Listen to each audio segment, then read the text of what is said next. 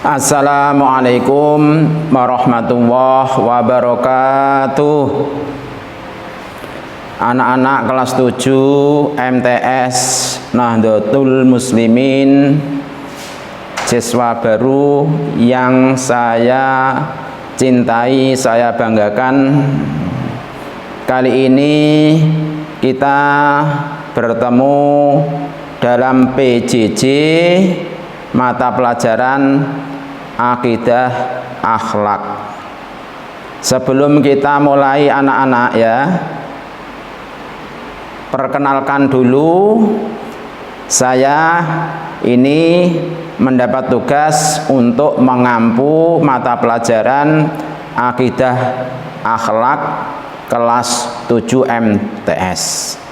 Oleh karena itu, sebelum kita mulai, marilah kalian harus kenal dulu kepada Pak Guru yang mengajar akidah akhlak kelas 7 MTS di MTS Madrasah Nahdlatul Muslimin.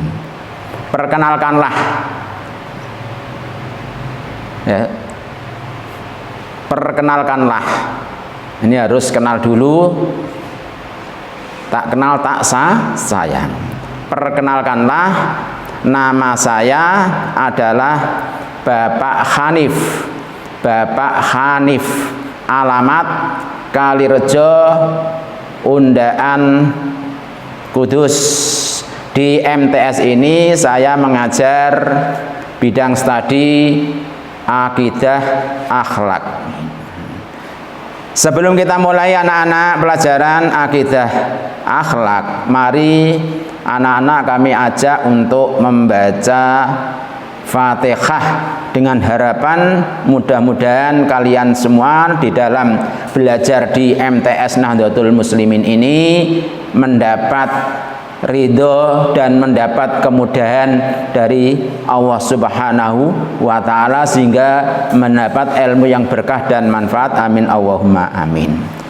Tentu saja anak-anak sudah menerima buku LKS kelas 7 MTS. Coba silahkan buka buku LKS Akidah Akhlak kelas 7 semester ganjil.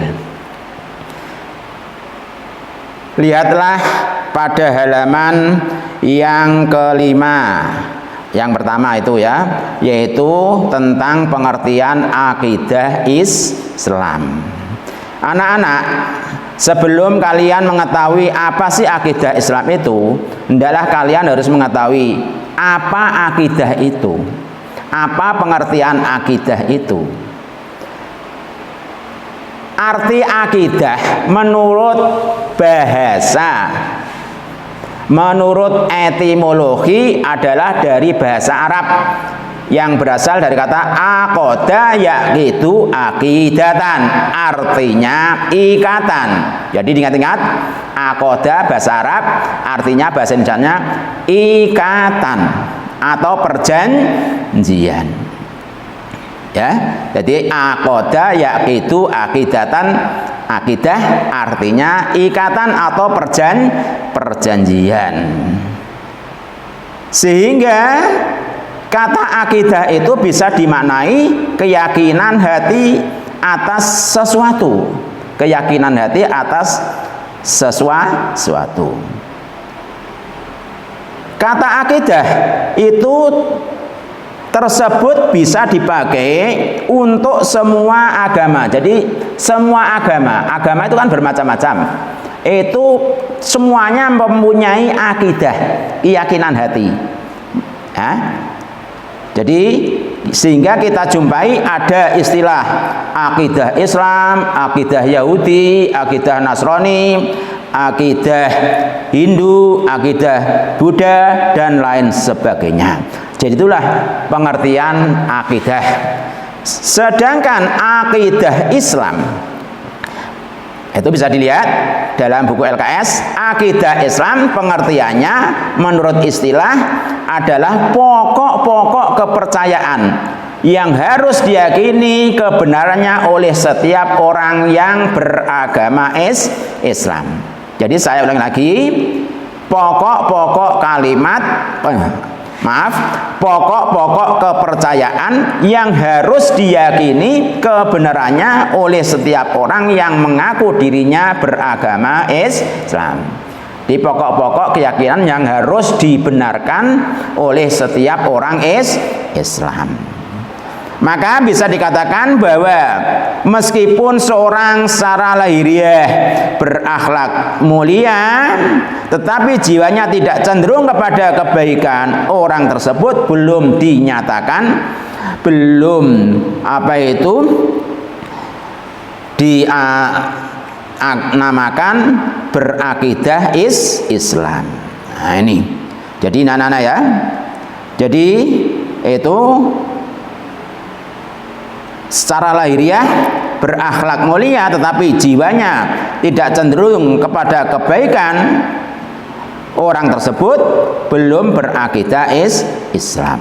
Sebaliknya, orang yang pandai dalam akidah Islam, ngerti akidah Islam, tetapi amal perbuatannya jauh dari tuntunan akidah Islam, itu pun tidak bisa dikatakan sebagai orang yang berakidah Islam. Nah ini, ya, makanya, ya, berakidah Islam harus total atau menyeluruh, baik hati, lisan maupun perilaku yang berwujud tunduk patuh kepada perintah Allah Ta'ala dan tuntunan Islam, tuntunan Rasul. Sebagai orang mukmin, kita harus mempunyai akidah yang kokoh, yang kuat. Sebab akidah yang kokoh itu sebagai pondasi, ya, pondasi kehidupan manusia. Dengan kemantapan hati, akidah yang kokoh, berakidah yang kuat, hidup kita bisa menjadi apa?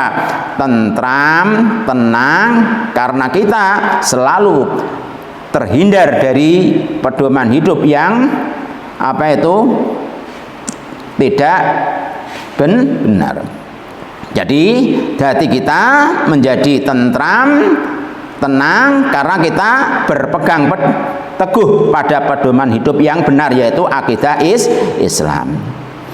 Hal tersebut itu ditegaskan dalam Al-Quran surat Fussilat ayat 30, berbunyi innalladzina qalu rabbuna wa tsumma istaqamu tatanazzalu alaihimul malaikatu alla takhafu wa la tahzanu wa abshiru bil jannati allati kuntum tu'adun. Itu sesungguhnya orang-orang yang mengatakan Tuhan kami adalah Allah, kemudian mereka meneguhkan pendirian mereka, maka malaikat akan turun kepada mereka dengan mengatakan, janganlah kamu takut dan janganlah kamu merasa sedih, dan gembirakanlah mereka dengan jannah surga yang telah dijanjikan Allah kepadamu. Makanya kita harus mempunyai, ya, keteguhan akidah Islam yang kuat. Selanjutnya, buka pada halaman berikutnya. Dasar-dasar hukum akidah Islam. Dasarnya apa akidah Islam itu? Ini perlu dipahami betul anak-anaknya. Ada dua dasar, ya, akidah Islam. Satu, Al-Quran, ya, dengarkan baik-baik, itu bisa dilihat dalam LKS. Satu, Al-Quran. Dua, hadis. Tentu saja kalian sudah mengetahui apa sih Al-Quran itu. Kalau pengertian Al-Quran adalah, ya, kalamullah, firman Allah yang diturunkan kepada Nabi Muhammad melalui malaikat Jibril. Jelas, ya, wahyu Allah, kalamullah yang diturunkan kepada Nabi Muhammad melalui malaikat Jibril, ya, sebagai petunjuk umat manusia yang apabila dibaca itu loh akan mendapat apa? Pahala. Nah ini, dan itu sebagai mukjizat Nabi Muhammad yang masih langgeng sampai sekarang. Nah, ini dasarnya Al-Qur'an. Makanya banyak ayat-ayat Al-Qur'an yang menyebutkan tentang akidah ketuhanan yang Maha Esa. Ya, ini Al-Quran banyak mengumpas tentang keimanan dan akidah, kupasan yang mendalam terhadap akidah Islam tersebut misalnya dalam surat An-Nisa ayat 136. Ya ayyuhalladzina aminu billah. Perintah ini. Ya ayyuhalladzina aminu billahi wa rasulihi wal kitabil ladzi nazzala ala rasulihi wal kitabil ladzi anzala min qabl wa may yakfur billahi wa malaikatihi wa kutubihi wa rusulihi wal yaumil akhir faqad dhalla dhalalan ba'ida. Ini ya munadanya yang diundang adalah orang-orang mukmin. Hai orang-orang mukmin, aminu. Nah, ini fi'il amar diperintah. Hai orang-orang mukmin, imanlah, percaya.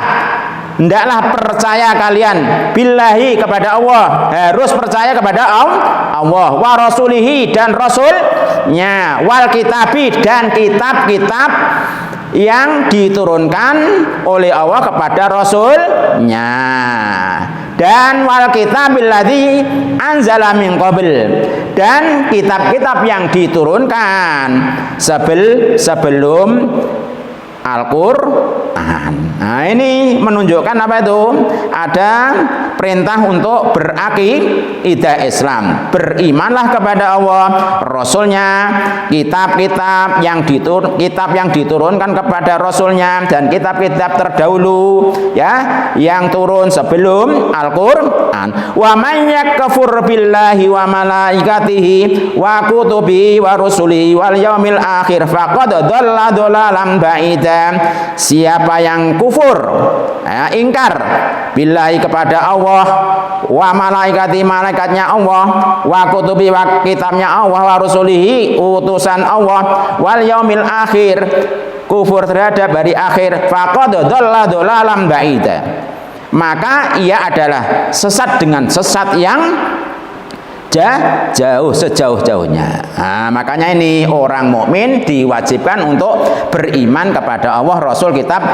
Nah, ini salah satu ya ayat Al-Qur'an yang menunjukkan tentang akidah Islam.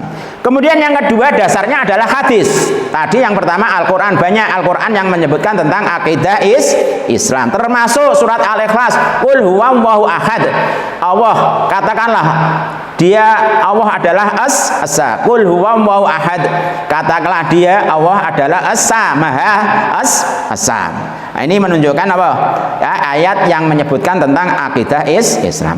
Yang kedua dasarnya akidah Islam adalah hadis.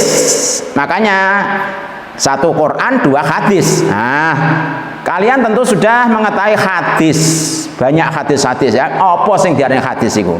Hadis adalah perkataan Nabi, perbuatan Nabi, dan ketetapan Nabi, itu namanya hadis. Ada yang berupa qauliyah, ucapan Nabi, ada yang berupa apa? Perbuatan Nabi, ada yang berupa apa? Ya, ketetapan Nabi. Ini jadi hadis ya, itu meliputi tiga unsur: qauluhu wa fi'luhu wa taqriruhu. Nah, ini. Adapun alasan hadis dijadikan sebagai sumber hukum Islam, ajaran Islam adalah perkataan Rasulullah itu pasti dari wahyu Allah, tidak keluar dari hawa nafsunya sendiri. Makanya ini ya, Allah berfirman, walau taqawwala alaina ba'dul aqawil illa. Nah, saya bilang gini, walau taqawwala alaina ba'dul aqawil la akhadna minhu bil yamin tsumma laqata'nahu minhul watin. Dan sekiranya dia Muhammad mengada-ada, gawe-gawe saenae sebagian perkataan atas nama kami, pasti kami pegang dia pada tangan kanannya, kemudian kami potong pembuluh jantungnya. Makanya ini tidak keluar dari hawa nafsu, ya. Wa ma yantiqu anil hawa in huwa illa wahyu yuha. Dia tidak mengatakan keluar dari hawa nafsu, in huwa illa wahyu yuha, akan tetapi yang keluar dari Nabi Muhammad adalah merupakan wahyu dan diwahyukan oleh Allah. Yang kedua alasannya, Allah memerintah kepada manusia agar tunduk patuh kepada semua yang diturunkan oleh Rasulullah. Nah ini, wa ma atakumur rasulu fakhudhuhu wa ma nahakum anhu fantahu. Apa yang didatangkan oleh Rasul kepada kamu maka peganglah, maka peganglah, terimalah. Wa ma anahakum anhu fantahu. Apa yang dicegah oleh Rasul kepadamu maka tinggalkanlah, ya, hindarilah. Nah ini alasannya. Jadi apa yang didatangkan Rasul, ya laksanakan, peganglah, ya.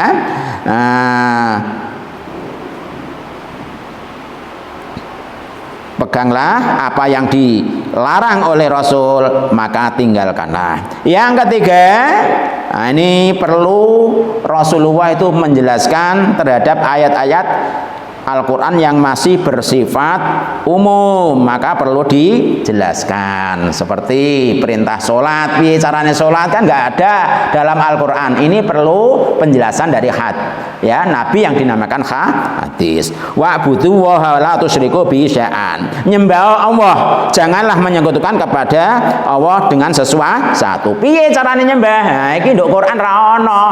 Carane sholat pirang rakaat. Nah, ini adanya ada di dalam hadis sebagai penjelasan daripada ayat Al-Quran.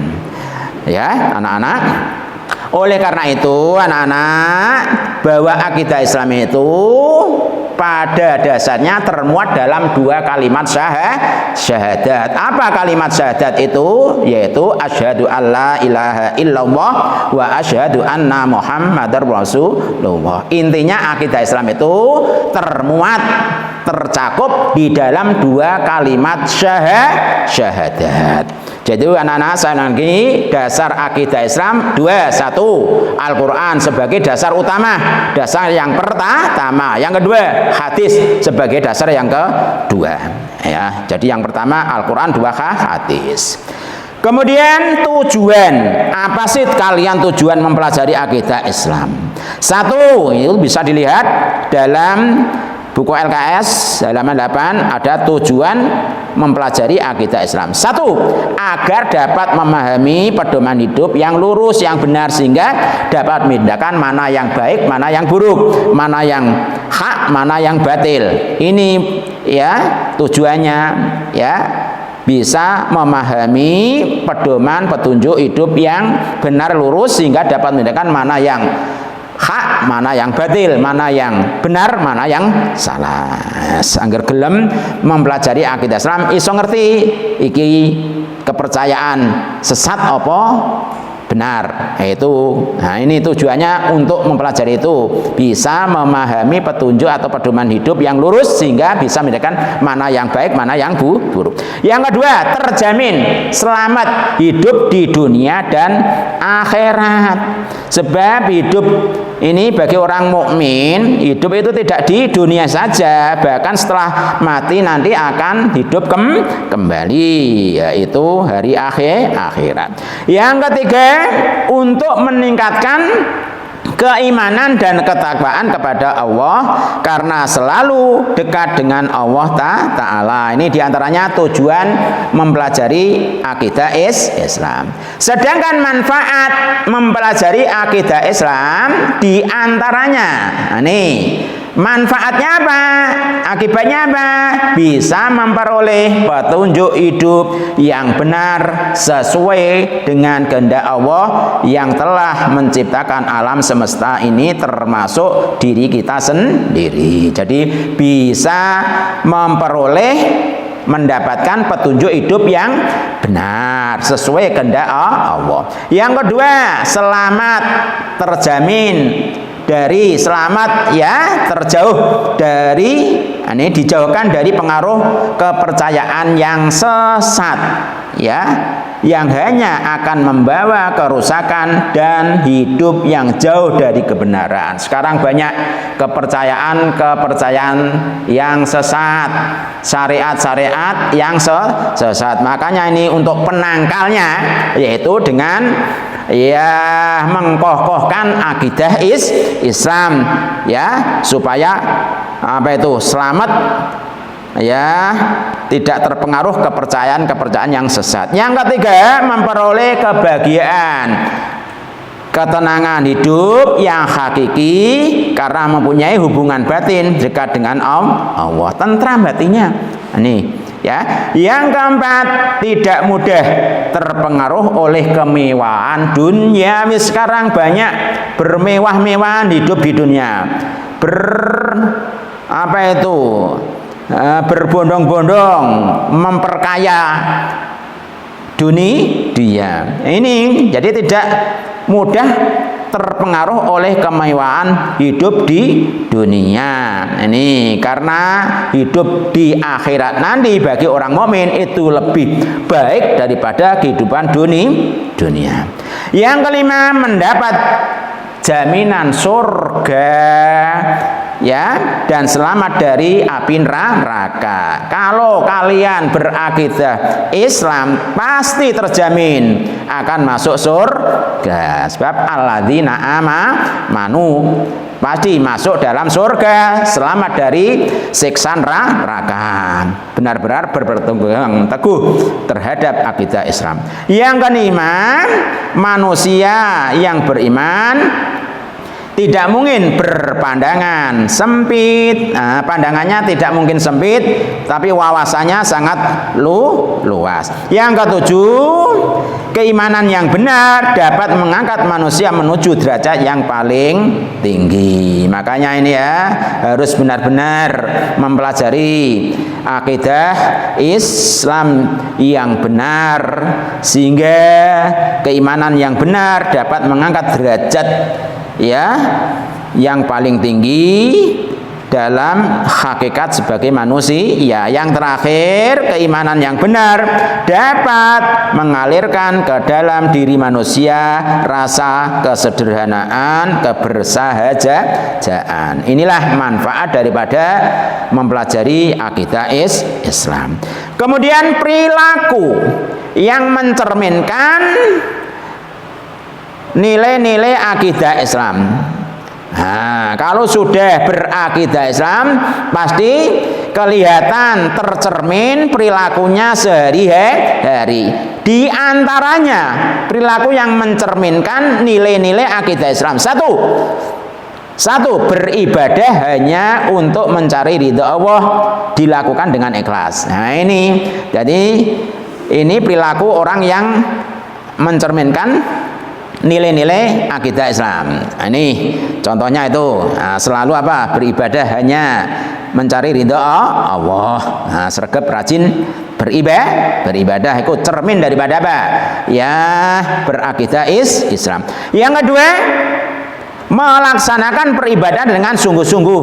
Ibadah dengan sungguh-sungguh. Niat hanya mengharap ridha Allah. Ini. Yang ketiga, ini perilaku yang mencerminkan ya nilai-nilai akidah Islam. Yang ketiga, selalu meningkatkan taat terhadap perintah Allah, jauh menjauhi dari larangan Allah. Jadi selalu dia tunduk pada perintah Allah, melaksanakan perintah Allah, taat pada perintah, selalu menjauhkan diri dari segala larangan Allah. Yang keempat, menjauhkan diri dari syirik atau menyekutukan Allah. Jadi orang yang berakidah Islam ini bisa tercermin kesehari-hariannya, yaitu wujud menjauhkan diri dari kemusyrikan. Jangan ikut-ikutan berbuat musyrik ya, jangan menyekutukan Allah. Itu wujud perilaku